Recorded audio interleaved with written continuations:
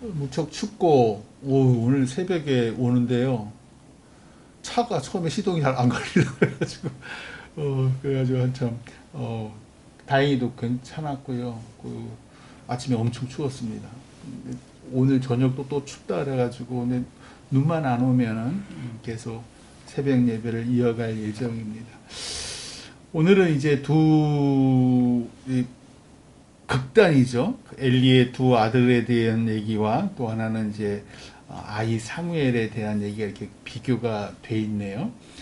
엘리 대제사장의 두 아들 홈리와 비느하스 12절에 딱 이렇게 못을 박아요. 엘리의 아들들은 행실이 나빠 여호와를 알지 못하더라.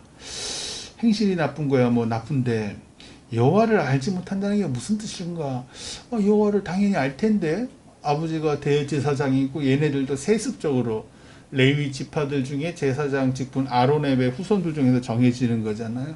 여호와 하나님을 알 텐데 근데 이 원어를 봤더니 무시하다라는 뜻이에요. 그러니까 여호와 하나님을 무시하다 또는 멸시하다, 관심이 없다 그런 뜻이더라고요. 그러니까 들어는 알고 있죠. 알고 있는데 그런 뜻이 아니라 그러니까 무시하고 또 멸시하고 관심이 없다. 그래서 당연히 예배도 제사도 무시했다. 이가 이제 쭉 흘러가는 거예요. 율법에 의하면요, 번제는 왜 우리가 알다시피 다 태우는 거잖아요. 그러니까 제물을 싹 다 태우는 거, 그러니까 싹 없애버리는 거. 이거 시커멓게 제로 해가지고 하나님께 다 드리는 게 번제고요.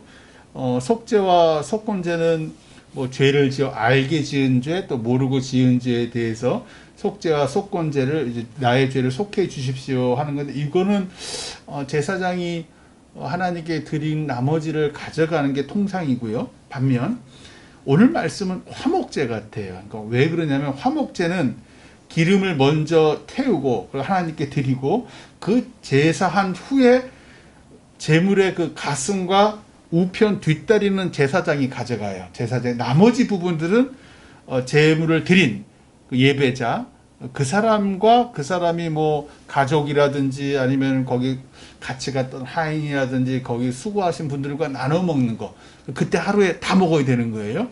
그것이 이제 화목제인데 화목제는 보통 내가 서원할 게 있다든지 아니면 뭐에 이제 하나님께 감사하다든지 그러면 이제 화목제를 드리는 거예요.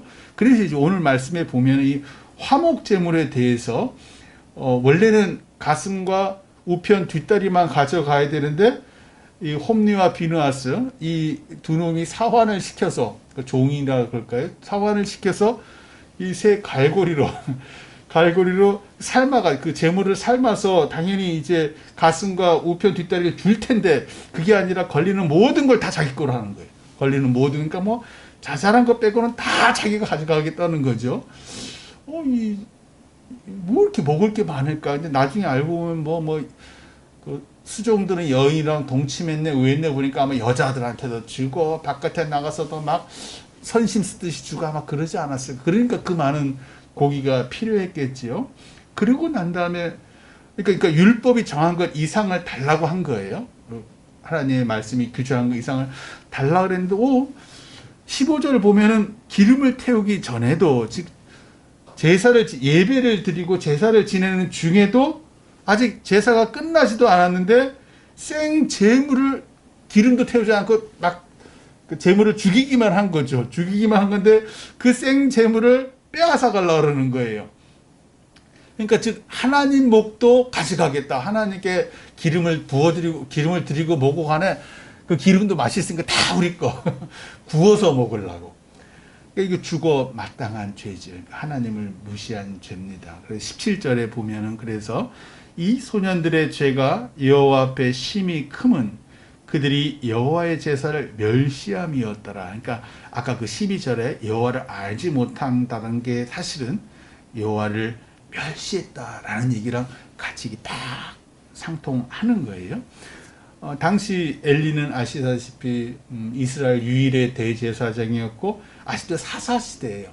그러니까 마지막 사사가 오늘 말씀에 어린 아기로 들어오는 사무엘이니까 바로 그 전, 마지막 바로 전에 사사니까 이스라엘 최고의 권력자지요. 그러니까 모든 좋은 것들이 다 오는 거지요.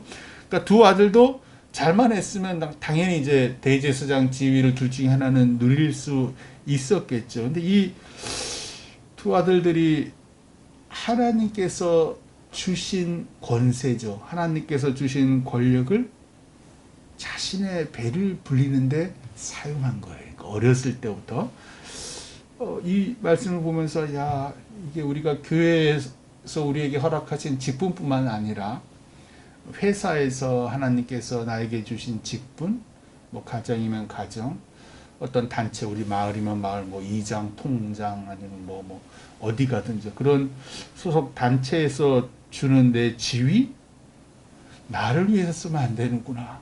그것조차도 하나님을 위해서 사용해야 하는구나. 라는 걸 이렇게 갑자기 탁 들어오더라고요. 근데 그 직분과 지위를 나 자신만을 위해 사용을 하면 하나님께서 뺏으신다. 홈리와 비느하스가 아시다시피 왜 블레셋과의 전장에서 언약궤를 전쟁터로 끌고 간 덕분에 오히려 대피하고 죽임당하고 그 얘기를 듣고 아버지 엘리 대사장이 의자 앉아 뒤로 쿵 넘어지면서 같이 죽어버리잖아요. 흥미로운 것은 이러면서 제사장 직분이 사라져요. 그러니까 그 셋을 엘리 제사장 뒤에 홈리와 비느하스가 둘 중에 하나가 되게 다 죽어버린 거예요. 이거 어떡하지? 사무엘은 레위 지파가 아니에요. 사무엘은 아까 그 에브라임 지파의 엘가나의 아들이었잖아요. 그러니까 에브라임 지파 사람이에요, 이 사무엘이. 근데 어떻게 하나님께서 분명히 율법에 정하셨는데 레위 지파 중에서 아론의 후손들을 제사장 직분으로 한다라고 딱 못 박으셨는데 사무엘은 레위 지파가 아닌 거예요. 사무엘은 에브라임 지파였어요. 그럼에도 불구하고 하나님께서 직접 임명하신 거예요. 직접 친히 기름을 부으신 거죠.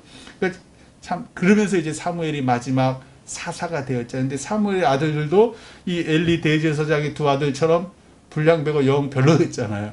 그래가지고 사울 왕 시대에 기억나시는지 모르겠는데 왜 다윗이 도망가면서 노비라는 곳에 제사장 마을에 들어가서 왜 그 제사장만 먹는 밥 먹고 그 다음에 골리앗의 칼 가지고 막 도망가는 장면 기억나시죠? 그때 에돔 사람 도액이 그걸 이렇게 지켜보고 있었잖아요. 그러니까 이스라엘 사람 아닌데 그 도액이 나중에 사울 왕한테 일러 바치잖아요. 그래가지고 거기서 제사장 에봇 입은 제사장 직분을 이제 수행하는 아마 레위 지파 사람들이 여기 다 죽인다. 그때 제사장 이름이 아히멜렉이었어요. 그러니까 그 라인은 끊어진 거예요. 엘리 대제사장과 홈리와 비느하스는 끊어졌고 사무엘이 있고 사무엘이 죽고 난 다음에 하나님께서 다시 레위 자손 중에 아론의 제사장 중에 아히멜렉을 제사장으로 삼으신 거예요. 그리고 그 아히멜렉이 나중에 85명 다 죽임당할 때 있다가 그의 아들 아비아달이 다윗에게로 도망가요. 다윗으로 막 도망갔잖아요. 나중에 다윗이 왕이 되었을 때 이 아비아달과 사독이 제사장이 되잖아요. 딱 기억나요. 다시 원위치가 돼요. 다시 아론의. 근데 그 엘리의 후손들이 끊어진 그 순간에 사무엘이 마지막 사사자 제사장으로 등극을 한 거예요.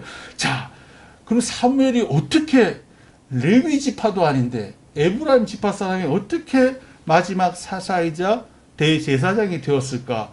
그것은 엄마 한나의 서원이고 그 한나의 서원을 하나님께서 기뻐 받으신 거예요. 기뻐 받으셔서 보면은 엄마 한나가 왜 젖된 후에 실로에 있는 하나님의 성전에 이 어린 사무엘을 바치면서 오늘 말씀에도 나오지만 세마포 에봇 즉 제사장들만 입는 옷을 작은 사이즈로 만들어서 아이한테 딱 어울리게 입힌 거예요. 그러니까 아마 제사장의 보조 역할을 했었겠지요. 그리고서 이제 엄마는 집으로 내려가고 매년 1년에 한 번씩 올라왔다 그러잖아요. 그러니까 어린 사무엘 혼자 남아서 늙은 대제사장 엘리와 그 불량배 두 아들 홈리와 비느하스의 온갖 심부름 다 했겠죠. 그리고 온갖 뭐 그런 구박도 많이 받았을 거고 얼마나 힘들었을까. 19절에 이렇게 나와요. 그의 어머니가 매년 드리는 제사를 드리러 그의 남편 엘가나자 남편과 함께 올라갈 때마다 작은 겉옷을 지어다가 그에게 주었더니, 그러니까 에봇 위에 입는 작은 겉옷을 엄마가 주는데 1년마다 한 번 가니까 계속 성장이 있을 거 아니에요. 큰 거, 그러니까 그때마다 봐서 좀 더 크게 이렇게 해서 매년 갖다 줬다는, 그때 이 옷을, 겉옷을 만들면서 엄마 한나가 흘렸을 눈물, 막 그 생각이 막 나는 거예요.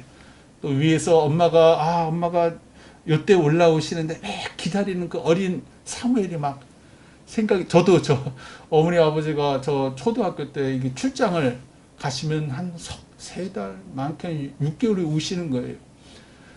그걸 기다리는데 안 기다리는 척해요. 왜냐면 속상해 하실까봐 안 기다리는 척해요. 오면은 너무 좋아가지고 막 눈물 흘고, 그러고 한 몇 주 있다가 다시 또 가면은 또 엄마 씩씩한 척 하는데 딱 돌아서 막 눈물 혼자서 주주주 났거든요. 이 사무엘은 저보다 더 어렸을 때니까, 그러니까 이 어린 아기가 얼마나 참 인내했을까, 그런 생각도 들고, 그러면서 제가 드는 게, 저랑 좀 다른 눈물이죠. 그러니까 주님을 위해 엄마가 왜 나를 잃게 하는지 이 어린 놈이 아는 거예요. 어린 사무엘이. 그러니까 나를 어떻게 얻었는지도 알고, 그러니까 이 어린 사무엘이 주님을 위해서 막 눈물을 흘리면서 참아내는 거죠. 그 구박도 참아내고, 엄마 한나는 그 얘기를 들었는지 안 들었는지 아마 사무엘이 얘기 안 했을 것 같아요. 엄마 한나는 그럼에도 불구하고 애가 쓱쓱하고 하나도 모르고 겉옷만 지어주고 그냥 먹을 거나 이렇게 주는 엄마 같지 않은 엄마. 내가 괜히 소원을 했나? 때로 자책도 했을 테고요. 그런 상황들 속에서 하나님께서 계속 보시는 거예요. 엄마의 인내, 그리고 사무엘이 헌신, 충성, 저 어린 나이에도.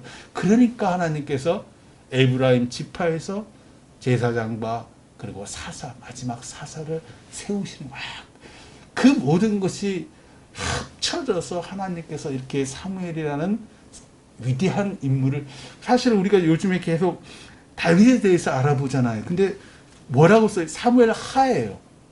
그러니까 다윗 상하가 아니라 사무엘 상에서 거의 그 사무엘 선지자 역할은 거의 끝나고요. 사실 그 다음부터는 사울 왕과 다윗 얘기가 사무엘 하에 쫙 펼쳐지는데, 사무엘이 여전히 왕조가 첫 번째, 두 번째 왕까지 시작이 되고 사무엘 하에서 다윗이 거의 죽어가잖아요.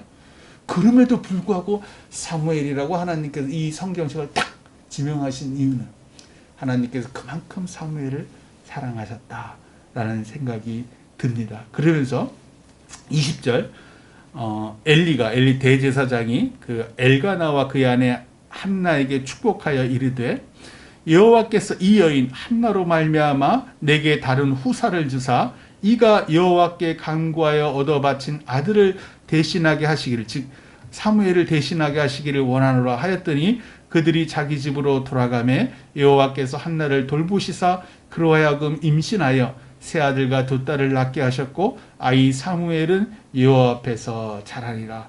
다 잘 됐죠. 그러니까 하나님께서, 우리는 자꾸만 그 교육 얘기하면 나쁜 환경 얘기를 참 많이 하잖아요. 그런데 사실은 하나님께서 돌보시면 나쁜 환경에도, 개천에도 용이 나더라.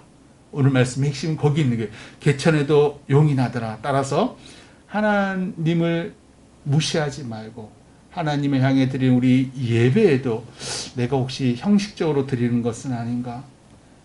내가 또 예배를 통해서 불편함을 느끼지는 않는가? 내가 예배를 부담스러워하지 않는가? 특별히 왜 우리 대표 기도할 때 이렇게 부담이 많이 되는 경우가 있잖아요. 사실은 나를 돌아봐야 돼요. 그거는 내가 하나님의 살아계심에 대해서 내가 예전에 그 은혜 받은 감사를 잊어가고 있구나. 회개를 해야 돼요. 사실은 그건 죄예요. 왜냐하면 하나님께서 내 기도를 얼마나 흠명하실 거예요. 거기에 대해서 이제 회개하심을 통해서 하나님께서 기뻐 받으시지 않을까. 또한 우리가 오늘 이 자리도 마찬가지예요. 사실은 세상의 재미, 또 인간관계 이런저런 약속들 다 뒤로 하고 하나님께 우리 수요 예배하러 왔잖아요. 하나님께서 이걸 보시는 거예요. 보시면서 오늘도 우리뿐만 아니라 우리 자녀들을 친히 돌보시고 축복하심을 믿습니다. 예배에 승리하시기를 주님의 이름으로 축원합니다. 기도하겠습니다.